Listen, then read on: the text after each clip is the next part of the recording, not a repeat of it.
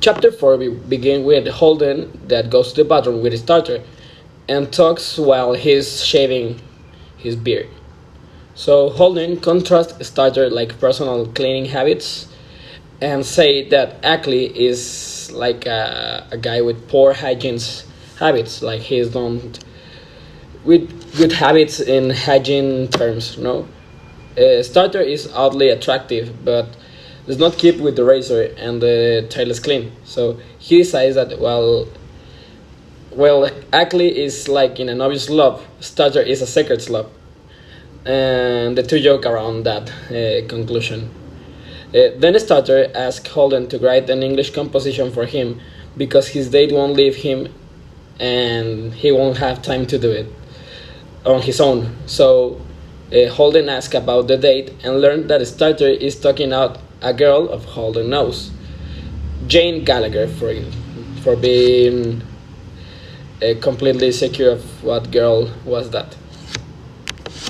In chapter 5, after a dry and unimpressive speak dinner in the hall dinner or in the dinner hall, Holden gets into a snowball fight with some of the Percy's boys, and his friend that is Mal Brossard decides to make a bus into an Angerstone to see a movie, but Holden hates movies.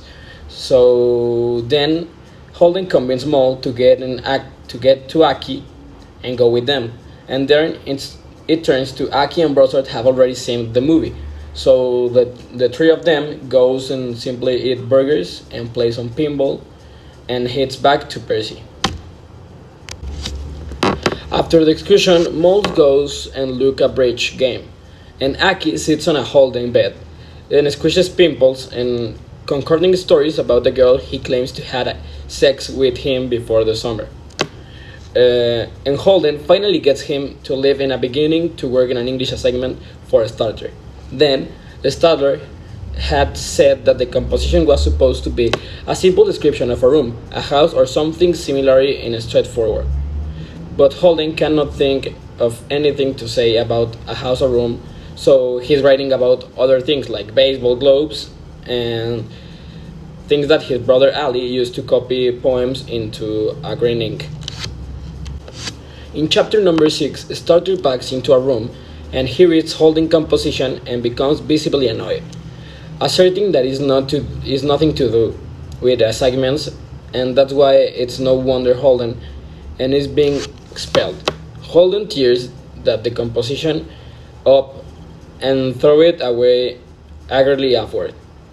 He smokes a cigarette into the room just to annoy Starter, and the tension between two of them increases when Holden and asks Starter about his date with Jane. Then Starter nonchalantly refuses to Holden and any details. He don't tell to Holden any details about the date. But Holden attacks him. He began to insult him, but Starter pins him in the floor and tries to get him and calm down. Then the things go like calm down, and Holden recently insults Starter, driving him crazy, like he's like a crazy driver and all things and other insults. And then he pushed Holden to all the blood is his nose. The nose began to bloat, and the fight began to be harder. Then Starter becomes worried that he has hurt Holden, and probably he will get in troubles, no? So Holden insults him more and more and more, and Starter finally leaves the room, and Holden gets up and goes to Ackley's room. He noticed that his face was covered by blood. In chapter 7, Holden talks for a while with Aki and then tries to fall asleep in the bed belonging to Aki's roommate, who is away from the weekend. He's like a Westbed from the weekend.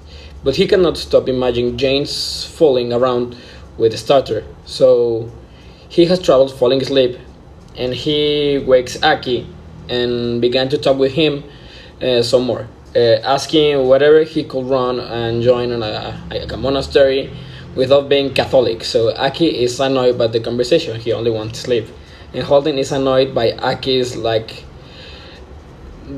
not caring about his theme of conversation.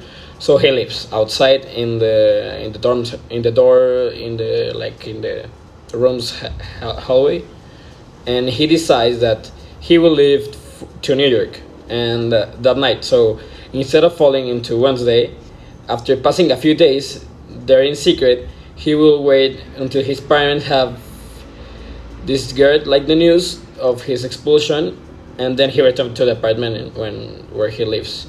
He packs his bag, doing his hurting back, and he begins to cry. As he heads into the hallway, he yells, "Sleep tight, John Morose," to the boys, and his floor before sleeping outside to leave Percy forever.